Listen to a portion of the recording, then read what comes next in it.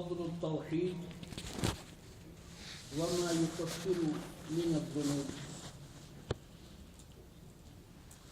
وقول الله تعالى الذين آمنوا ولم يلبسوا إيمانهم بظلم أولئك لهم الأمن وهم مهتدون. عن عبادة بن الصامت رضي الله عنه قال قال رسول الله صلى الله عليه وسلم من شهد أن لا إله إلا الله وحده لا شريك له وأن محمدا عبده ورسوله وأن عيسى عبد الله ورسوله وكلمته ألقاها إلى مريم وروح منه والجنة حق والنار حق أدخله الله الجنة على ما كان من العمل.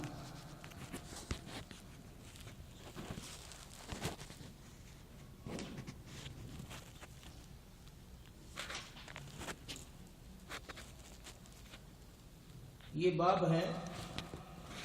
توحید کی فضیلت اور جو صحیح عقیدہ توحید کا اپنائے اس کے گناہوں کا وہ کفارہ بن جاتا ہے. یعنی جس شخص کا عقیدہ صحیح ہے اس کی سوچ فکر اسلام کے مطابق ہے، قرآن اور سنت کے مطابق اس کے افکار ہیں، خیالات ہیں،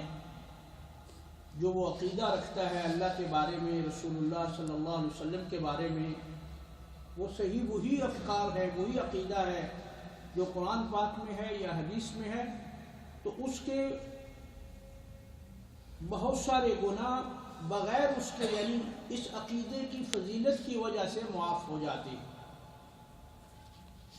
جس میں سب سے پہلے اللہ تعالیٰ کا فرمان جو قرآن مجید میں ہے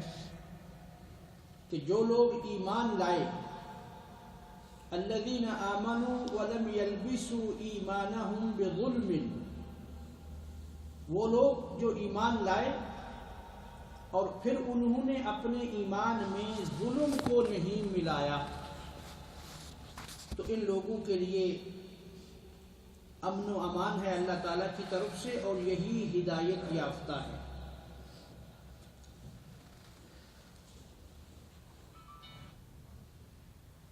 ایمان لانے کا مطلب تو یہ ہوا کہ ان کے دلوں نے اس بات کی تصدیق کی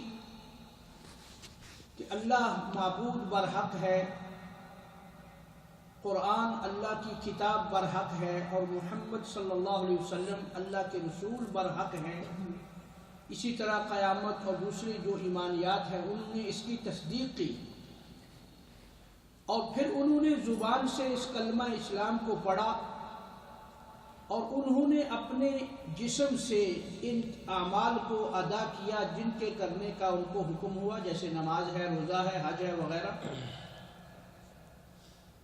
یہ تو ہوا ایمان کا معنی. اب یلبسوا ایمانہم، انہوں نے اپنے ایمان میں ظلم کو نہیں ملایا. تو اس ظلم سے کیا مراد ہے؟ اس میں حدیث میں ہی اس کی شرح آتی ہے کہ جب صحابہ کرام نے یہ آیت سنی، جب یہ آیت نازل ہوئی تو صحابہ کرام نبی اکرم صلی اللہ علیہ وسلم کے پاس آئے، کیونکہ وہ عرب لوگ تھے. ہماری طرح ان کو یہ نہیں تھا کہ قرآن کے الفاظ میں سمجھ نہ آتی ہو، ان کو ڈائریکٹ سمجھ آتی تھی کہ یہ اس آیت کا کیا معنی اور مفہوم ہے. لیکن کبھی کبھی ایسی بات ہو جاتی کہ جس کے کئی معنی مراد ہوتے. اب ظلم سے مراد اس کے کئی معنی ہیں. کبھی اس کا معنی کسی کے ساتھ زیادتی کرنے کے معنی میں جو آتا ہے وہ بھی ظلم ہے. ویسے اس کا معنی ہے کہ کسی چیز کو اس جگہ پہ رکھنا جہاں اس کا حق نہیں ہے، اور اسی سے ظلم نکلا ہے. جو کسی کا حقدار کسی کا مال کھاتا ہے، کسی کو حق نہیں دیتا، تو لوگ کہتے ہیں یہ بڑا ظالم ہے، اس نے فلاں کا مال یا حق کھایا ہے. تو حق کو نہ حق کرنا اس کا نام ظلم ہے. تو صحابہ کرام نے آپ صلی اللہ علیہ وسلم سے آ کر اس آیت کا معنی اور مفہوم پوچھا کہ یا رسول اللہ یہاں آیت میں معنی کا مراد ایمان کی فضیلت تو ہے کہ جو لوگ ایمان لائے، اب وہ کون سا ظلم ہے جو اس آیت میں کہا جا رہا ہے کہ وہ ایمان چلے گا جنہوں نے اپنے ایمان میں ظلم کو نہ ملایا، اس کی ملاوٹ نہ کی؟ تو اینا لم یظلم، وہ حدیث میں الفاظ ہے، انہوں نے کہا ہم سے یہ قصور کا جو ہے، جو گناہ کا ظلم ہے، وہ تو کبھی کبھار انسان ہونے کے ناطے سے ہر کسی سے ہو جاتا ہے، تو ہم میں سے کون ہے جس سے یہ ظلم نہیں ہوا؟ تو آپ صلی اللہ علیہ وسلم نے فرمایا کیا تم نے قرآن میں وہ حضرت لقمان کا قول نہیں سنا جو سورہ لقمان میں ہے کہ ان الشرک لظلم عظیم، شرک جو ہے یہ سب سے بڑا ظلم ہے، کیونکہ اللہ تعالیٰ کی ذات سب سے بڑی ہے، اللہ کا حق جب کوئی کسی بندے کو دے گا تو یہ سب سے بڑا ظالم ہوگا اور اس کا یہ فعل سب سے بڑا ظلم ہوگا۔ اسی لیے قرآن نے کہا باقی بھی ظلم ہے، کسی کا حق مارنا ظلم ہے، چوری کرنا ظلم ہے، برائی بے حیائی کرنا ظلم ہے، یہ سب گناہ ہیں، لیکن یہ شرک جو ہے یہ ان سب سے بڑا ہے۔ اسی لیے قرآن میں کہا ان الشرک لظلم عظیم۔ تو صحابہ کو نبی کریم صلی اللہ علیہ وسلم نے فرمایا یہاں وہ ایمان والے مراد ہیں جنہوں نے اپنے ایمان کے ساتھ ظلم نہیں کیا۔ اس سے کئی باتیں مفہوم ہوتی ہیں۔ پہلی بات تو یہ کہ یہ ممکن ہے کوئی شخص ایمان کا دعویٰ کرے اور اس کے ایمان میں ظلم کی ملاوٹ ہو، یہ ممکن ہے، یہ ناممکن نہیں ہے۔ یعنی ایسے نہیں ہو سکتا کہ ایک آدمی بولے کہ شرک مسلمان شرک نہیں کر سکتا، اگر یہ ہوتا تو پھر یہ آیت نازل ہی نہ ہوتی۔ آیت کا معنی یہ ہے کہ وہ لوگ جو ایمان لائے اور انہوں نے پھر ظلم نہیں کیا اپنے ایمان میں۔ اب گناہ کا ظلم تو ہر کسی سے ہو جاتا ہے، چھوٹا بڑا چلتا رہتا ہے، تو اس آیت میں وہ خاص ظلم مراد ہے جس کو عربی اصطلاح میں شرک کہتے ہیں، اور شرک وہ ہوتا ہے جو اللہ کا حق کسی مخلوق میں کسی کو دے دیا جائے، جس کی آپ مثال موٹی تو سمجھانے کے لیے اکثر میں دیا کرتا ہوں کہ جیسے ایک آدمی کا پکارنا ہے، اٹھتے بیٹھتے چلتے پھرتے ما فوق الاسباب، یہ اللہ تعالیٰ کا حق ہے۔ جیسے ہم کہتے ہیں یا اللہ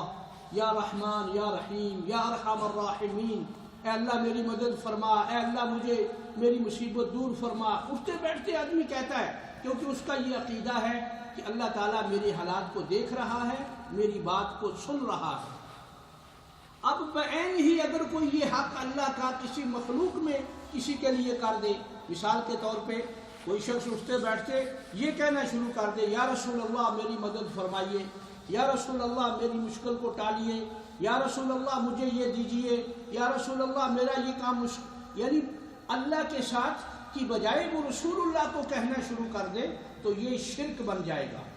اس لیے کہ اس نے اللہ تعالیٰ کا حق نبی کریم صلی اللہ علیہ وسلم کو دے دیا۔ اور ایسا حدیث میں موجود ہے، آپ صلی اللہ علیہ وسلم ایک دفعہ خطبہ دے رہے ہیں جمعہ کا، بارش نہیں ہو رہی تھی، ایک آدمی باہر سے آیا، کسی گاؤں کا دیہات کا رہنے والا تھا، تو اس نے آ کر کہا یا رسول اللہ ہم آپ کو اللہ کے دربار میں سفارشی بناتے ہیں،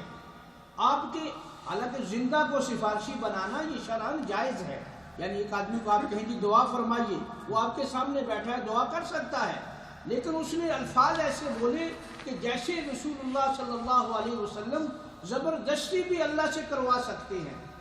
تو اس نے کہا کہ ہم آپ کو اللہ کے ہاں آپ کے ذریعے سے، آپ کی فضیلت سے آپ کو اللہ کے سامنے رکھ کے بارش کا سوال کرتے ہیں۔ تو نبی کریم صلی اللہ علیہ وسلم کا رخ انور، چہرہ انور سرخ ہو گیا،